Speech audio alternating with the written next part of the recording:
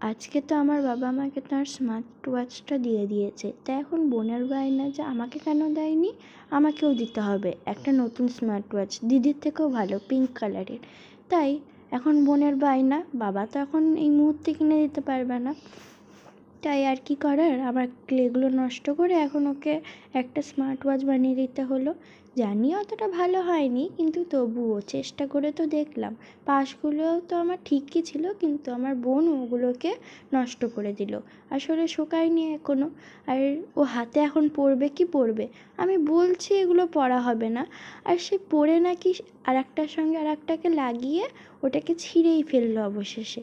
আর তোমরা জানিও কেমন হয়েছে।